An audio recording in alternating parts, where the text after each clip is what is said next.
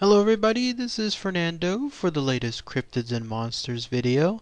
Alright, another entry here, digging way past into your suggestions. This one over a year or so ago, and it was interesting to find this one because in all my videos that I've done involving cryptids, it's usually stuff oriented with animals, maybe monsters.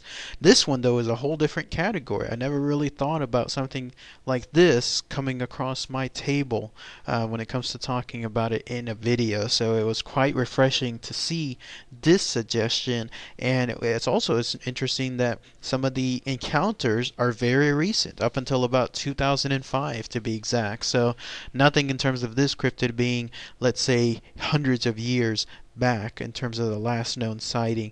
Very, very interesting cryptid. Has to do with the idea, those of you that are fans of, let's say, the Little Mermaid or some of the other, I guess, stories involving mermaids themselves. This one, if this is true, then somewhere in this earth, particularly the Caspian Sea, there is indeed a merman of sorts roaming those waters. And here it is. It's the cryptid known as the Runan-shah, which you're looking at a drawing of here.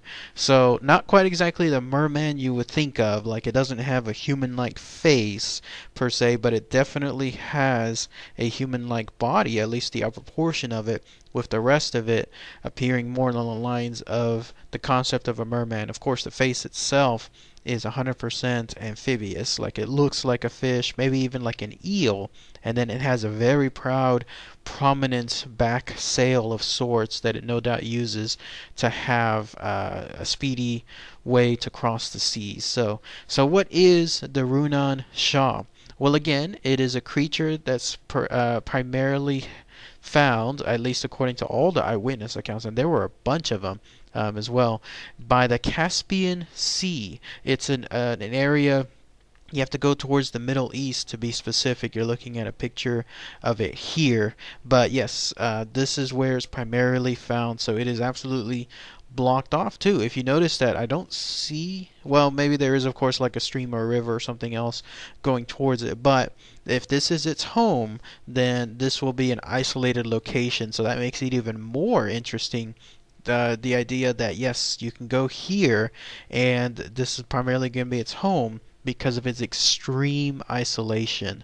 Now, as far as the characteristics of this Runan-shah, again, take the idea involving a man and a human, a merman, and making it combine together. But according to eyewitness accounts, there are some very detailed descriptions of it. In fact, here's how it goes.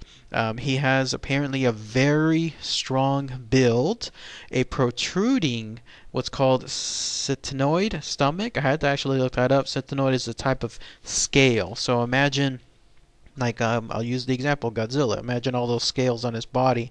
Well, fishes have a very particular scale, and it's called ctenoid, and that's what that is. So in this case, the Runan-shah has as well a very strong scaly look, particularly on his stomach.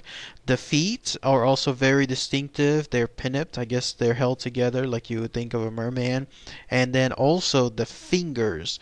They were noted as being webbed. Instead of 5 fingers, he has 4 fingers, and they are webbed together, but otherwise human-like. So it's not like, let's say, the fins of your average fish, which don't have any appendages on them. No, instead these are human-like fingers. If you're wondering how his skin looks like, I don't know exactly how one could describe this, but it's called the moonlight color. Closest thing I think of is maybe, let's say, in the darkness of night and the moonlight is coming across on a clear night, maybe you can see that bluish, that dark bluish hue. That's what I'm thinking that when I hear the words moonlight, but that is apparently how its skin looks like. It also, according to some reports, has, as far as eyewitness reports, has hair on its back, on its head, and then towards its back. It looks either black or greenish. And then also its arms also seem to be a little bit shorter than your average person, so maybe that makes it stand out. You know how most people, their arms, they go a little bit below their hips in terms of length. In this case, this creature's arms are a little bit shorter than that. And then finally, it seems to have a dolphin's-like beak. It's been described with regards to its, I guess, face. So it definitely protrudes. It definitely goes out.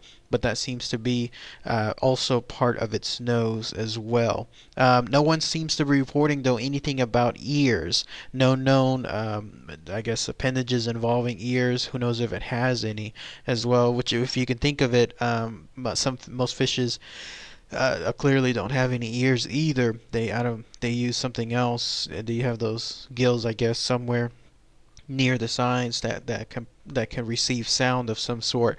Maybe something like this is very similar. Who knows? And then finally, the mouth also has a very prominent jaw, probably being used whenever it goes hunting. By the way, the idea of hunting comes into play because if I think this creature, based on what I was reading, seems to be a protector of the seas. In fact, the reason why it's called the Runan-shah is because it's a local term. The Iranians there within that area, the locals, they described it as the master of the sea and rivers. That's how Runan-shah translates to.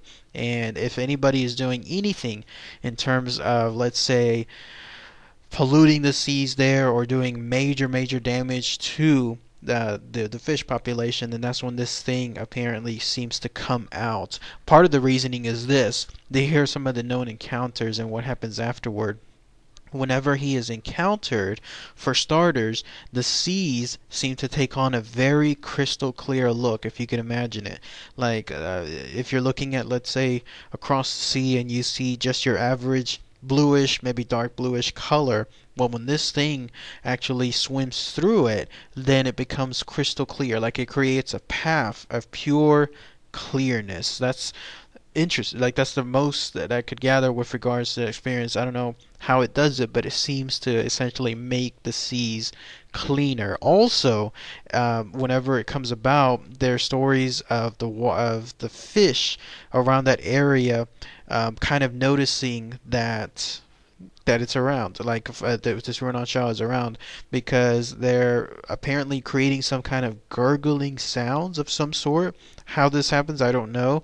I don't know that fishes necessarily made sounds, but whenever fishermen would capture fishes and they knew that this Runan-shah were somewhere nearby, they would know it because these fishes would start producing some kind of sound, almost as if these fishes knew that the presence of this creature was there as well. And then also the fishes would stay alive within the net. Even when you would take the fish out of the sea, these fishermen would, and place it in a net, there they were staying alive for longer than usual. Somehow, either through some supernatural way, who knows, but this Runan-shah was able to answer their call and then kind of keep them alive, I guess, in the hopes that maybe they would be able to come out of the nets or go back into the waters. Who knows? One of the most well-known experiences happened to be with a captain of sorts who had a ship there, a guy by the name of Gafar Gazanov, and the way he stated it was he was traveling on his ship. I don't know if it was like a ship of tourism or some other transportation ship, who knows, but that's when he saw what he noted, like there was a big fish towards the side of the ship. It was following them, like it was actually running or swimming parallel to their boat. And when that happened, at first he thought it was just some kind of big fish. In fact, here's his exact words. He said, "At the beginning we thought it was a big fish, but then we spotted hair on the head of the monster and his fins looked pretty strange. The front part of his body was equipped with arms." And so that's when, of course, that to him, he realized that this was something else completely different. He even took this to the papers of that local area. He thought that it was going to be something where he would be ridiculed, maybe even told, get the hell out of here. Like, this is, we're running a publication for serious stuff, not something like this. Well, on the contrary, they actually published it, and it seemed to like open the dams with regards to a lot of people suddenly coming in with similar stories that yes, they too saw this quote unquote man of the sea, and that it was this story that led them to be able to have the credibility to come forward and tell their eyewitness accounts. Maybe they were also thinking that they weren't wanting to be in a position where they would be laughed away, but no, this story added to that credibility, and they definitely moved forward with it. So all fascinating stuff. The idea that this Runan-shah, this merman, those of you again that are fans of the Little Mermaid or any of the other stories of mermaids, that yes, that we may have something in this world living there, and if it's just one merman, in this case this Runan-shah, and it's by itself, then that's the case. But the idea also that maybe there's a whole colony, just like again like in the Little Mermaid, maybe there's a whole civilization of them somewhere down there. Who knows? That's always a possibility too.